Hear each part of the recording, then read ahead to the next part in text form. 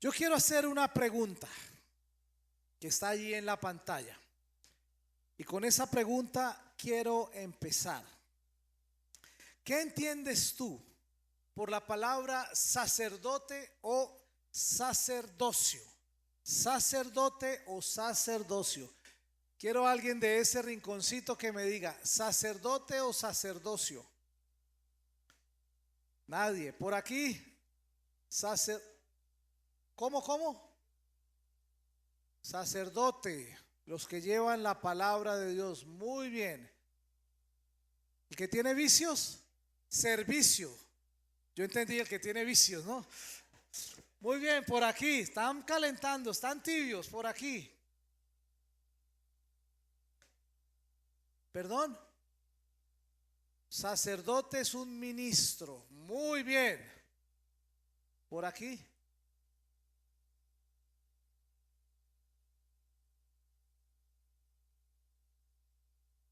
¿Tú eres un sacerdote? Ok. Un aplauso para Gerardo, porque él es un sacerdote, porque está consagrado para llevar la palabra de Dios. Acompañó los proyectos misioneros de toda esta semana, estuvo por la mañana y por la tarde, porque él está consagrado a llevar la palabra. ¿Él vino o no? Julio, ¿él vino? Entonces, compañero. Muy bien, pero eso nos sirve para introducir nuestro tema. Mi tema de esta mañana se llama Todos somos sacerdotes. Dejen ahí la pregunta porque quiero introducir de alguna forma. Se piensa generalmente que los sacerdotes son los que van al seminario y estudian para esta vocación y hacen votos de castidad, o que tienen cierta vestimenta o un título, o los que están frente a una iglesia. Esa es la idea que la mayoría de personas tiene de sacerdote. Yo le digo la palabra sacerdote y ¿a dónde se le va su mente? A la batola, a la sotana, a la cosita de aquí, al gorro no sé cómo, porque eso fue la cultura en que hemos vivido, donde sacerdotes solamente son algunas personas. Y este tema es muy importante y es necesario que todos en la iglesia lo sepamos y lo entendamos. Ahora, hay que ir al Antiguo Testamento, donde existía y funcionaba el sacerdocio. Y había sumos sacerdotes, unos sacerdotes principales. Y el sacerdocio o sacerdotes, ya voy a aterrizar el tema a algo más práctico. Por ahora es un poco raro el tema de sacerdote o sacerdocio y en fin, ¿verdad? Era fundamental en la vida del pueblo de Israel. Y es importante que conozcamos su origen, sus funciones, sus características para entender hoy qué significa sacerdocio o sacerdote. Yo le pregunto, si usted tiene mucha sed, imagínese usted con mucha sed, ¿qué le gustaría que le dieran? ¿Un vaso de agua o un vaso con agua? Ok, yo le voy a dar un vaso de este tamaño con este poquito de agua. Eso es con agua. Si usted ve una receta y le dicen, póngale un vaso de agua, ¿qué cantidad es? ¿Es un poquito así o es el vaso lleno? Entonces, no se dice vaso con agua, se dice vaso de agua. Note que esa es la lección número 1 del día. No es vaso con agua, es un vaso porque se refiere a la medida, a la cantidad. Échele 4 tazas de leche. Usted no echa 4 tazas con un poquito. 4 tazas completas, ¿sí o no? ¿Dónde están los reposteros? ¿Siento? Muy bien. Hay un versículo en Filipenses capítulo 1. Quiero que lo pongan porque no está en la presentación. Filipenses capítulo 1, que en mi casa unas semanas atrás con un grupo allí estuvimos estudiando. Y antes de ir a este vaso, quiero que veamos Filipenses 1:1. Filipenses 1:1. Dice así: Pablo y Timoteo, siervos de Cristo Jesús, a todos los creyentes en Cristo Jesús que están en donde, junto a quienes, obispos y diáconos. Pablo y Timoteo están escribiendo una carta a una iglesia. ¿La iglesia de qué ciudad? De Filipos. Entonces es la iglesia de los filipenses. Por eso se habla de la carta a los filipenses. Y Pablo y Timoteo no son miembros de esa iglesia. Ellos están lejos. Y estando lejos le envían una carta que duraba 2 meses en llegar al destinatario. Hoy llega un WhatsApp en 30 segundos o un poco menos. Y le dice: la carta se la envío a todos los santos, dice otra versión, o a todos los creyentes que están en Filipos. No sabemos si era 1, 2, 3 o 5 iglesias, pero él refiere a todos los creyentes que están en esa ciudad llamado Filipos. Entonces, el primer miembro de la iglesia de Filipos son todos los creyentes son miembros. Pero también la iglesia dice: junto a quienes, los obispos. Eso es sinónimo de ancianos, de supervisores, de presbíteros, de pastores. Cualquiera de esas palabras significa obispos.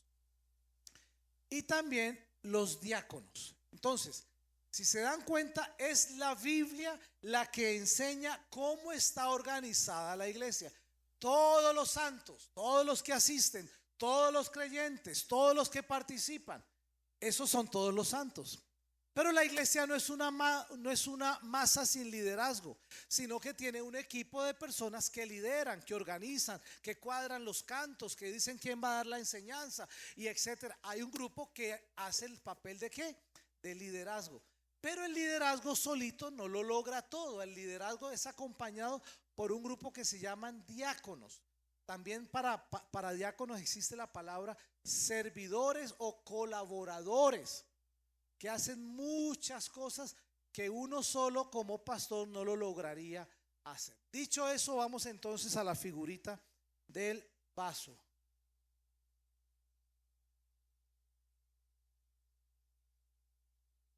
Vamos entonces a nuestro vaso. Vamos entonces a nuestro vaso. Ok, ahí está nuestro vaso. Muy bien. Démosle un clic a ese vaso. Todo ese vaso es ¿qué? Es una imagen que voy a dejarles en su corazón en esta mañana. Toda la iglesia es el vaso. ¿Está claro eso? Démosle un clic. ¿Qué porcentaje de todo ese vaso son pastores? 1 en este caso. 1. Yo soy y que el pastor. Pero démosle otro clic. Pastores es equivalente a ¿qué? Obispos, ancianos, presbíteros o el liderazgo en general, ya lo mencionaba. Esos son los pastores. Si usted tiene mucha sed, usted quisiera que le dieran un vaso con agua, ahí hay un poquito. ¿Cuántos quisieran eso? O usted quisiera un vaso de agua, es decir, completo. O usted quisiera ese poquito. Levante la mano los que quisieran ese poquito si usted tiene mucha sed. Muy bien. Otro clic, por favor. Pero también, lo acabamos de leer en la Biblia, otros miembros de la iglesia se llaman los diáconos. Ya les decía, son servidores o también son colaboradores. Y dele un clic más. El resto son los santos o los creyentes que decía el texto bíblico. Toda la iglesia, creyentes, cristianos o miembros, como tú quieras llamarle según esos términos. Entonces yo quiero que guarden esa imagen. Dale un clic más. Siempre se ha creído que el sacerdocio o los sacerdotes son Unos poquitos, el que tiene la sotana, el que está al frente y da la homilía, o da el sermón, o da la predicación, o se pone un vestido raro. En algunos casos hay gente que se pone corbata, en algunos casos hay gente que se pone una clérima o un cuello clerical o qué sé yo. Y entonces él es el pastor, ¿no? Él es el sacerdote, es como si fuera un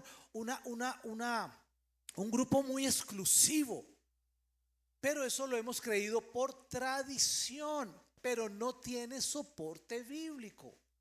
Y dámele un clic más. ¿Qué significa? ¿Que los sacerdotes son solamente los pastores y los diáconos? ¿Esa X significa? No. Y démele un clic más, porfa. Todos somos sacerdotes. Ahora, sí, pastor, pero no me lo está demostrando bíblicamente. Entonces, vamos a avanzar hasta llegar a sustentarle el que todos somos sacerdotes. El origen del sacerdocio. Las primeras, bueno, ponga ese versículo. Entonces, harás que se acerque a ti de entre los hijos de Israel tu hermano Aarón. ¿Hermano de quién? De Moisés. Moisés fue un líder del pueblo de Israel y que sacó a Israel de Egipto, y uno de sus hermanos se llamaba Aarón. Y dice, y no solamente venga tu hermano Aarón, sino también los hijos de Aarón. ¿Para qué? Para que me sirvan como sacerdotes. Aarón con sus dos hijos que se llamaban Nadab y Abiú. Y también hay otros dos personajes que se llaman Eleazar e Itamar, que eran hijos de Aarón. Algunos de ellos no terminaron bien, pero este no es mi punto en esta mañana. Eso está en Éxodo 28:1. El tema del sacerdocio se inicia allá. Israel estuvo esclavo en el desierto, salieron del desierto de la esclavitud, se fueron al desierto, esto me lo han oído 1.000.000 de veces, y llegaron en medio del desierto a levantar una tienda guiada por el Señor, todo un proceso ahí que se llamó el tabernáculo. Y el tabernáculo era la forma de acercarse a Dios, de pedirle a Dios por el perdón, de ofrecer sacrificios, y todo eso que está narrado tanto en Éxodo como en el libro de Levítico, en los primeros 5 libros de la Biblia. Y dice que Aarón fue consagrado para ese tipo de funciones dentro del pueblo de Israel. Entonces, a partir de Aarón se levanta una línea muy específica de sacerdotes que llegó a ser conocido más adelante como los levitas. ¿Y de dónde vienen los levitas? No viene de nada que tenga que ver con levitar. No, nada que ver con eso. Los levitas eran una de las 12 tribus de Israel, que si usted lee un poquito la Biblia, aparece que son 14 los hijos de Jacob, pero había uno que se llamaba José, que tuvo 2 hijos, Efraín y Manasés, y yo no quiero confundirle la cabeza con todo eso, pero había una tribu que se llamaba Leví, y ellos estaban ubicados alrededor del tabernáculo. Y a cada uno se le dio una porción de tierra. Usted puede ir a YouTube y busca imágenes, tribu de Israel, y allí dice dónde está cada tribu ubicada. Y una de esas tribus se llamaba la tribu de Leví. La tribu de Leví tenía una característica. ¿Cuál era esa característica? Que a ellos no les dieron tierra. La única función de ellos era el servicio en las cosas sagradas, en las cosas santas, en la música, en la adoración, en el culto y todo lo demás. Y todos los demás apoyaban a la tribu de Leví, a los levitas. Esto tiene más contenido, pero un domingo no es el momento para entrar en todos los detalles. Entonces, la tribu de Leví, toda esa línea sacerdotal que empieza con Aarón, fue escogida para servir en las funciones sagradas del templo, del tabernáculo. Y más adelante, ¿se acuerdan que unos meses atrás yo les expliqué que primero hubo el tabernáculo y luego se convirtió en ¿qué hizo Salomón? El templo de Salomón. Y esos levitas esos sacerdotes que oficiaban en el tabernáculo, ahora lo hicieron también en el templo hasta los tiempos de Jesús. Ahora, no todos los levitas eran sacerdotes, pero todos los levitas tenían roles importantes relacionados con el culto y con la adoración a Dios. A continuación hay un texto que lo puse ahí, pero lo van a poner en pantalla porque es un poco largo. Es en Números 3, para que no quede tan pequeñito, entonces lo vamos a ver aquí en la pantalla. El Señor dijo a Moisés, póngale mucha atención: trae a la tribu de Leví y preséntasela al sacerdote Aarón. Los levitas, ¿qué harán los levitas? Le ayudarán en el ministerio. Los de la tribu de Leví no tienen tierra, ellos se encargan de las cosas sagradas del templo, etcétera, etcétera. Siga. Desempeñarán sus funciones en lugar de Aarón y de toda la comunidad, encargándose ¿de qué? Del servicio del santuario en la tienda de reunión. ¿Cuál era la tienda de reunión? El tabernáculo. Cuidarán allí de todos los utensilios de la tienda de reunión y desempeñarán sus funciones en lugar de los israelitas. No todos los israelitas tenían esa función. Había un pueblo llamado los levitas y el sacerdocio que ejercían esa tarea. Ellos se encargarían ¿de qué? Del servicio en el santuario. Siga. Pondrás a los levitas a las órdenes ¿de quién? Del sacerdote Aarón, que ahorita leímos que Dios lo había designado, el hermano de Moisés. Entre los israelitas serán ellos.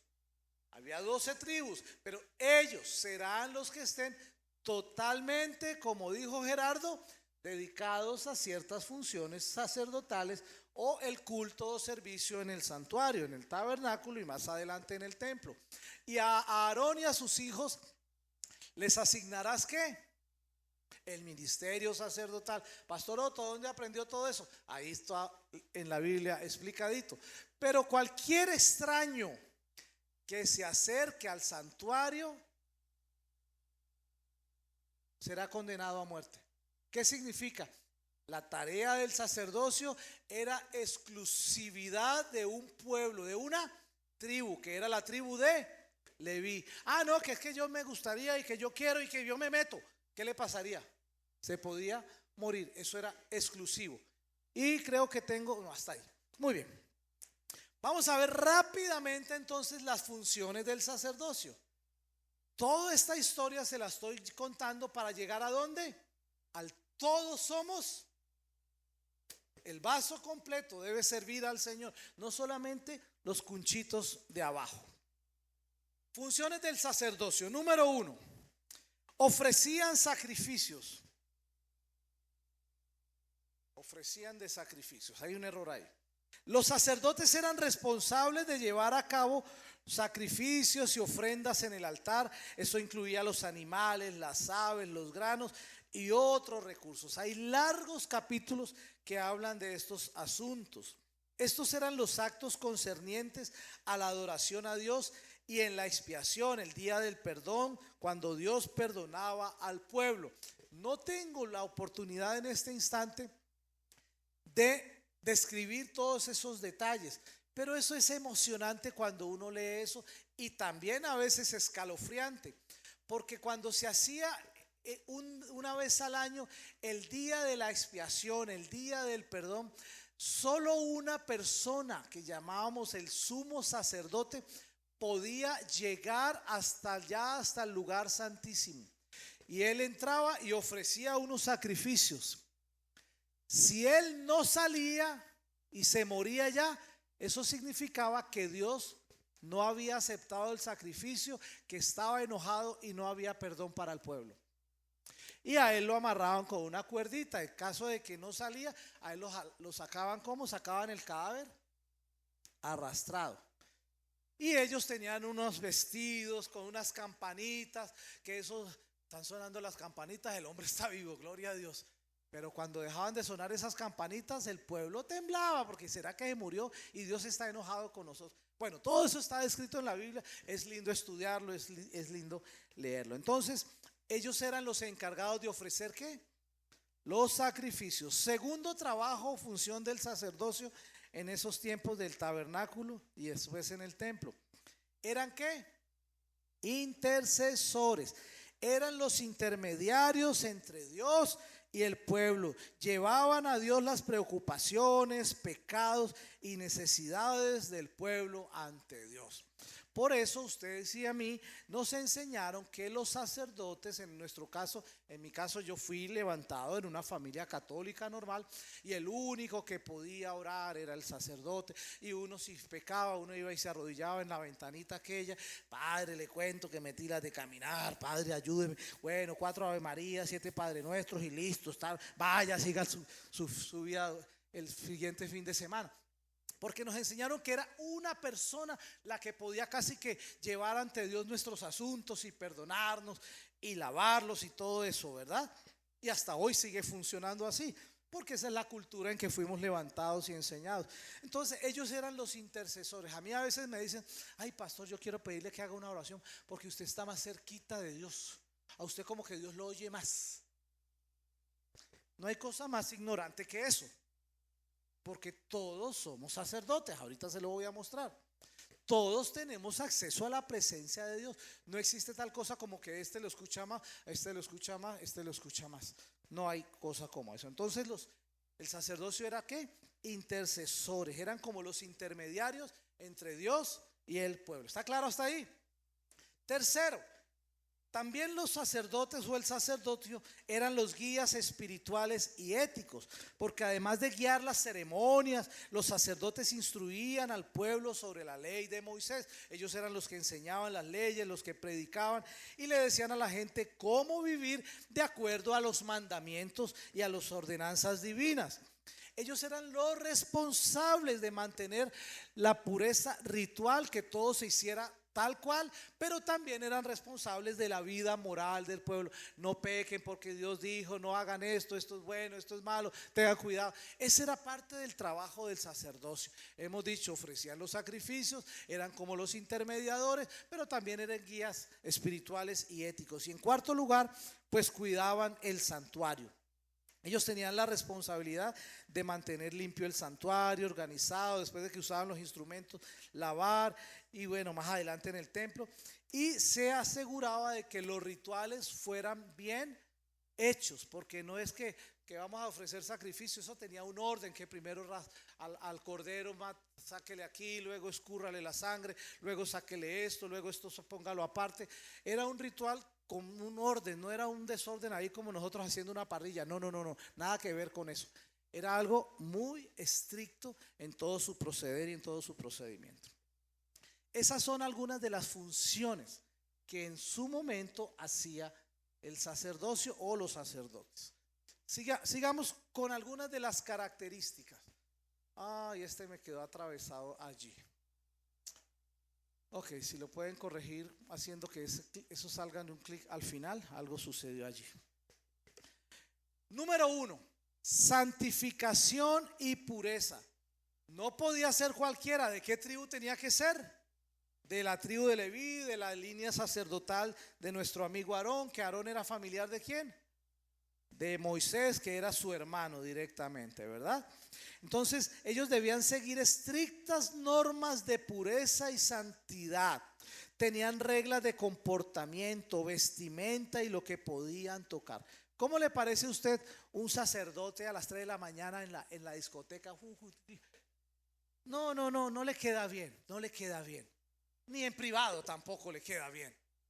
Porque los sacerdotes tenían unas reglas de conducta, de pureza, de santificación, de comportamiento, etcétera, etcétera. Usted puede anotar Levítico capítulo 21.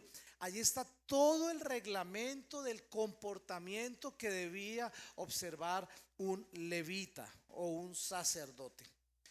Número 2, las vestiduras sacerdotales. Tenían vestiduras específicas diseñadas por Dios.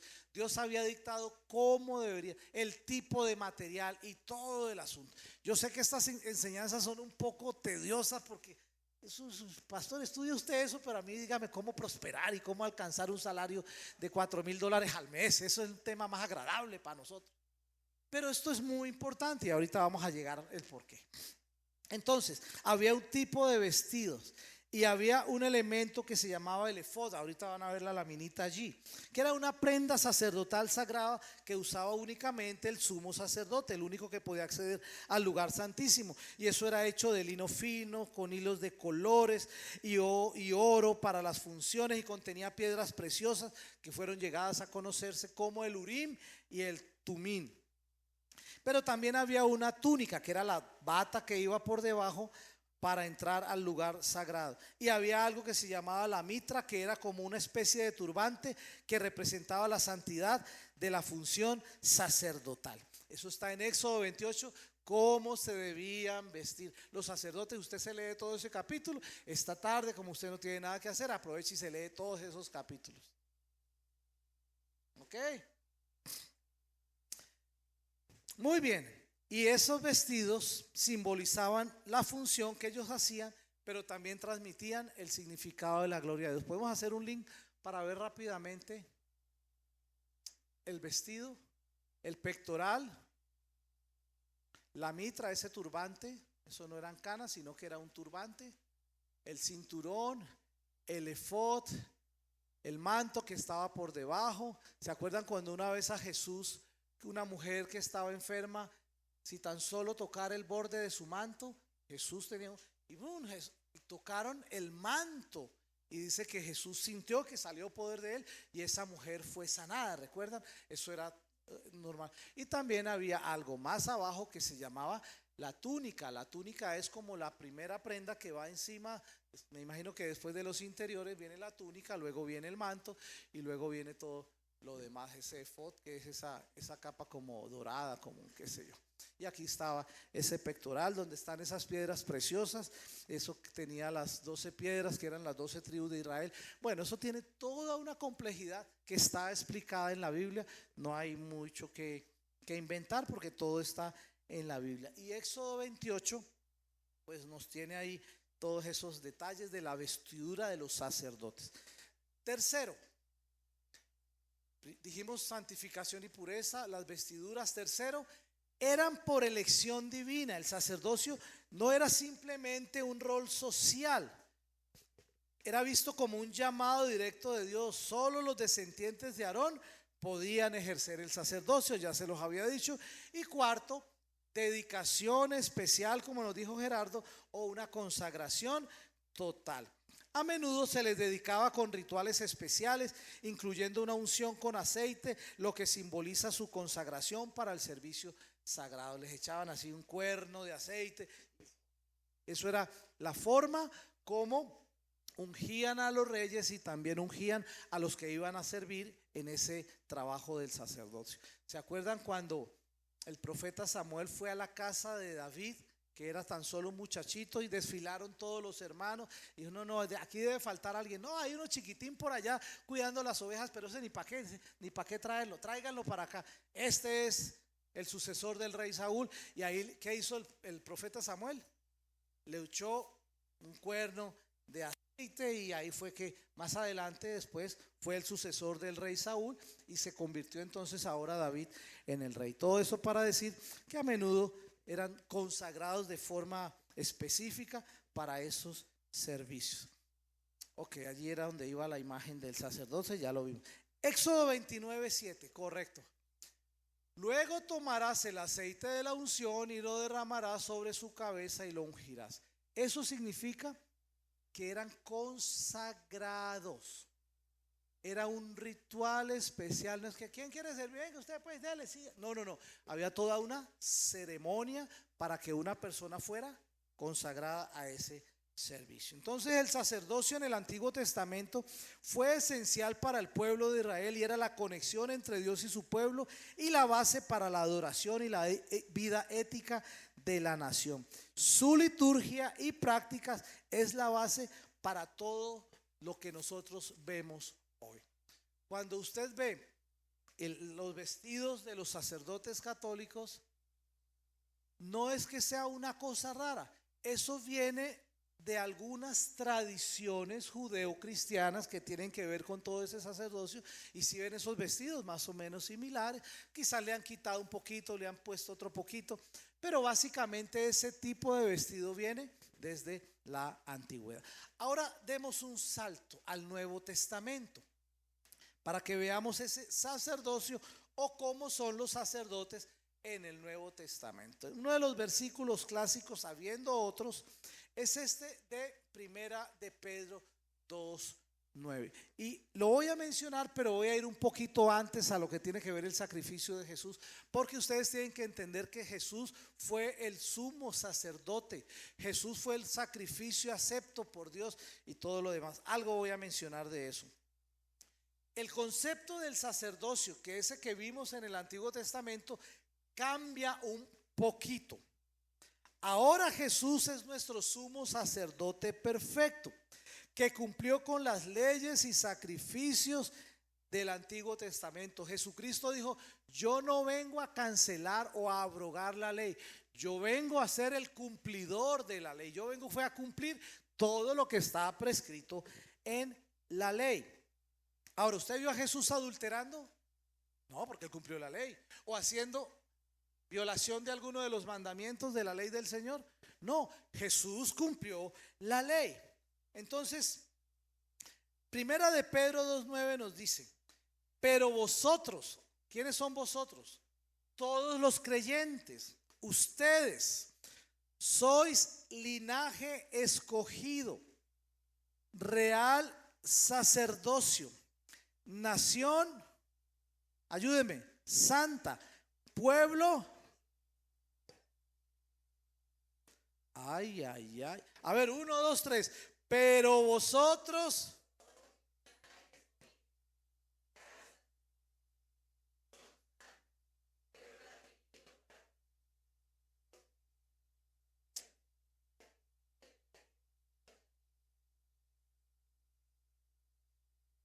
Muy bien. ¿Quiénes son ahora sacerdotes? Ya se lo voy a sustentar un poquito más, con más detalle. Ustedes son real sacerdocio.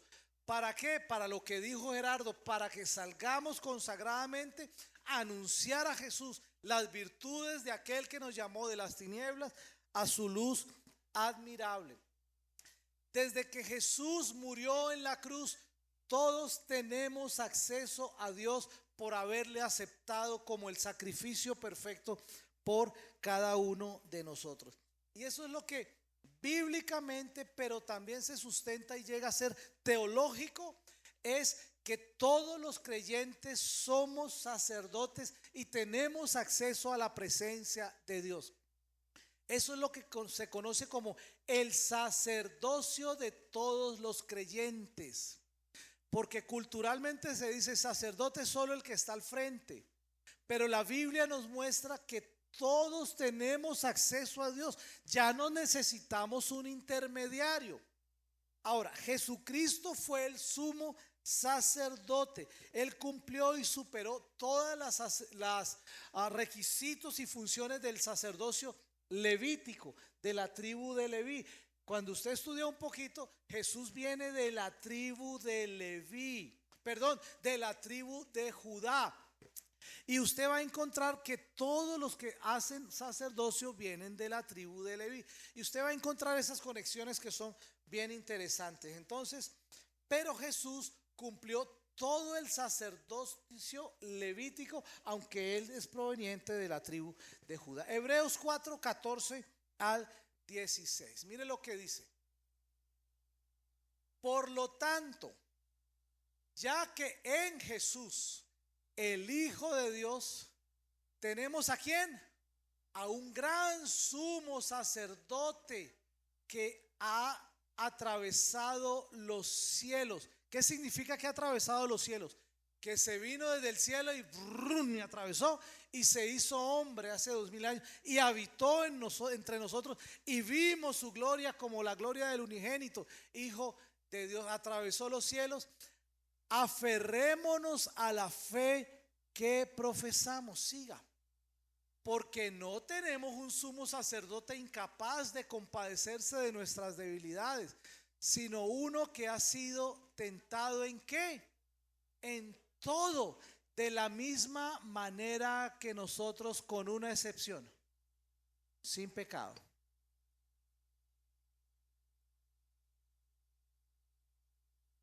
Te has hecho un uñero y te ha dolido. Jesús experimentó dolor. Él puede entender tu uñero. ¿Has sufrido una decepción amorosa? Él te puede entender, porque a él lo traicionaron también sus discípulos en la última hora. ¿Te partiste un brazo? A Jesús le partieron hasta el alma. Bueno, no le partieron huesos, pero le dieron como a violín prestado. Dígame algo que usted haya sufrido que Jesús no lo haya atravesado. ¿O a quién de nosotros le han dado más que a Jesús? Es decir, tenemos un sumo sacerdote que puede compadecerse de nuestras luchas, batallas, temores y debilidades. Jesús te entiende, Jesús me entiende, Jesús te comprende, Jesús me comprende. ¿Sabes por qué? Porque todo eso Él ya lo vivió. Camino a la cruz. Por eso Semana Santa es vida, pasión y muerte. Y esa pasión lo experimentó todo. Y sigue el 16. Así que si tenemos un sumo sacerdote que nos comprende y que nos entiende, ¿qué deberíamos hacer? Acerquémonos confiadamente al trono de la gracia para recibir misericordia y encontrar la gracia que nos ayuden oportunamente. Podemos acercarnos a su trono. Podemos acceder a su presencia. Ahora todos podemos decirle: Señor, me duele esto que me hicieron, me duele esto que me está pasando, me duele, no entiendo, me cuesta, es difícil para mí. Dios te entiende y me entiende, pero necesitamos acercarnos nosotros ¿cómo? Confiadamente al trono de su gracia. Muchos creyentes no entienden el trono de su gracia. Muchas personas entienden el río del Espíritu, pero no entienden el río de la gracia. Muchos que les gusta el río del Espíritu no han pasado primero por el río de la gracia.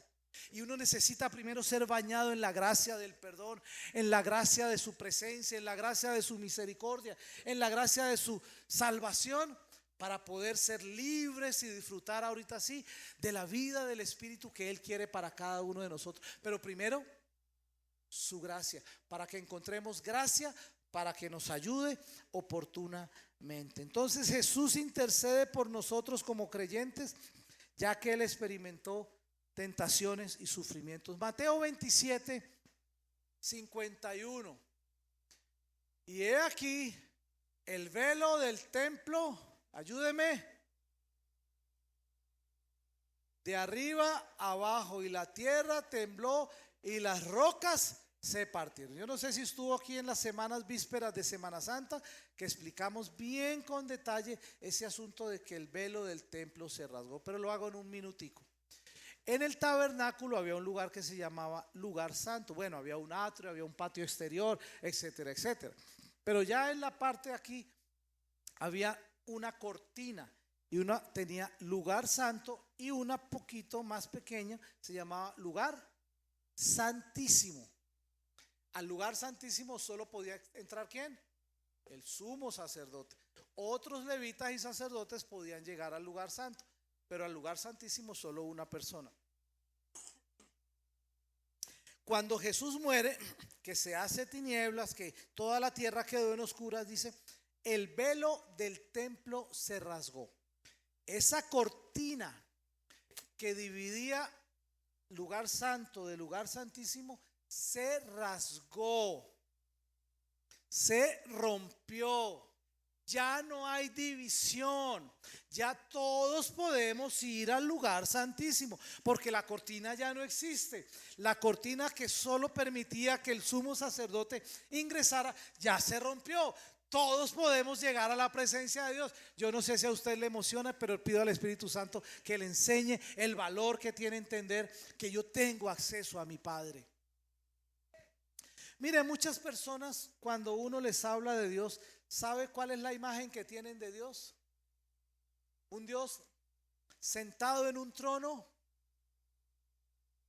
con cara seria y con un mazo dando, perdón, y con un mazo como para darle al que se le atraviese por el camino. quítese esa imagen de Dios con un garrote. Dios tiene unos brazos grandes y abiertos para que nos acerquemos confiadamente al trono de la gracia. Si usted quiere tener una mejor imagen del trono de Dios, no esta, al que se porta mal. ¿Ustedes creen que Dios anda así? Entonces el velo del templo se rasgó en dos, de arriba abajo, y la tierra tembló y las rocas se partieron. Eso tuvo que haber sido espectacular. Y así accedieron todos a la presencia del Señor. Entonces esta es la señal que ilustra que desde el momento de la crucifixión ahora ya podemos acceder a Dios, porque el velo del templo se rasgó. El sacrificio fue perfecto. El sacrificio de Jesús en la cruz es considerado perfecto y suficiente para la redención del pecado. No hay que hacer más. Ya Él es el sacrificio que perdona todos nuestros pecados. Los anteriores sacrificios había que repetirlos mes tras mes, año tras año. Mire lo que dice Hebreos 10, 11 al 14. Ayúdeme a leerlo, por favor. Todo sacerdote celebra el culto día tras día, ofreciendo repetidas veces los mismos sacrificios que nunca pueden quitar los pecados. Esos sacerdotes del Antiguo Testamento lo hacían. Pero eso no perdonaba. Eso era el ritual. Eso era la costumbre. Siga. Pero ¿cuál es este? Jesús, después de ofrecer por los pecados un solo sacrificio para siempre, Jesús está sentado a la diestra del Padre. Qué lindo. Y siga. En espera de que sus enemigos sean puestos por estrado de sus pies. Allá está Dios esperando a todo el mundo en la bajadita. Él está viendo. Ah, sí, que estos contra estos, que aquellos. Ah, sí. Ah, ok. Él está sentado en su trono esperando eso.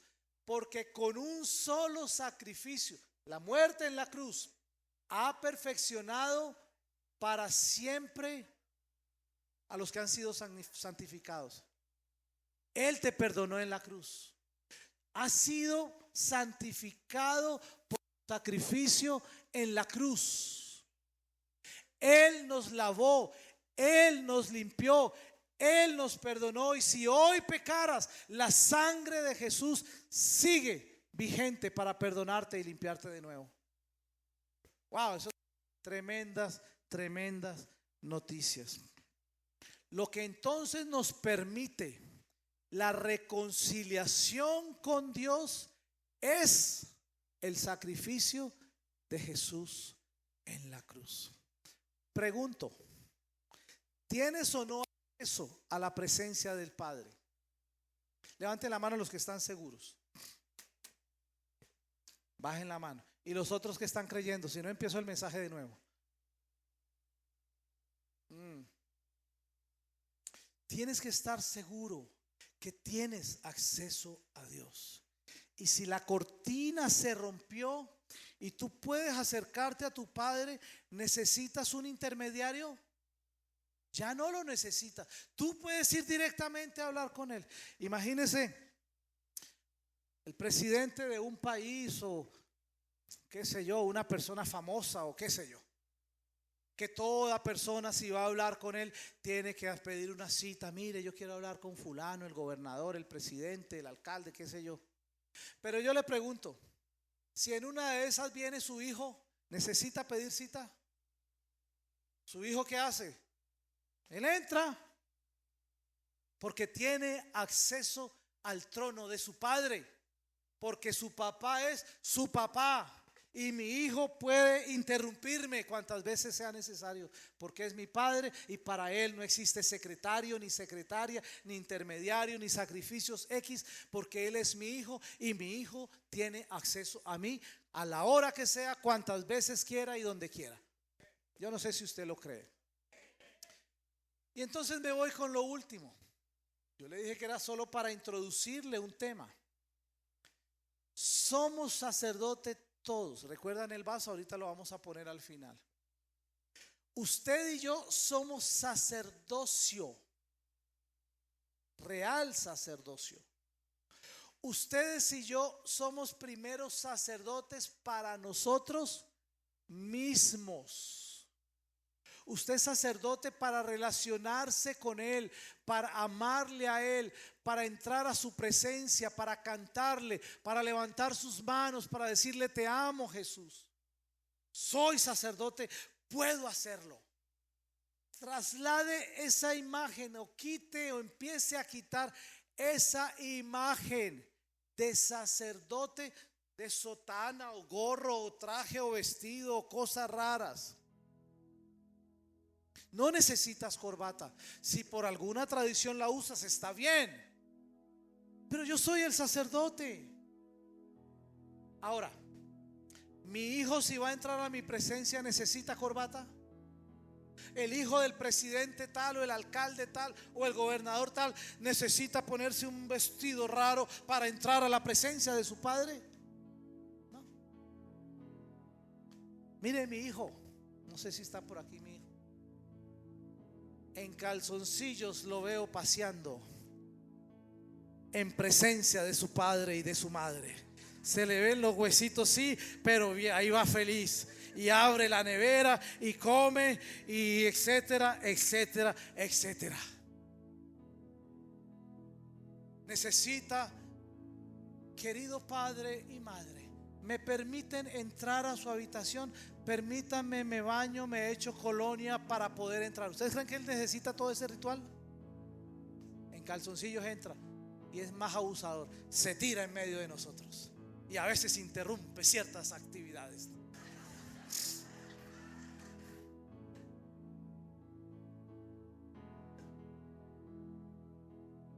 Así puedes entrar a la presencia de Dios. Somos sacerdotes para ingresar a su presencia. ¿Lo puedes ver? Pero para eso solamente eres sacerdote. Para mí y los demás que se defiendan, no. También eres sacerdote para amar a Dios, para servir a Jesús. Venir los domingos es el espacio para ejercitar nuestro sacerdocio, de cantarle, de adorarle, de danzarle, de decir aleluya, gloria a Dios.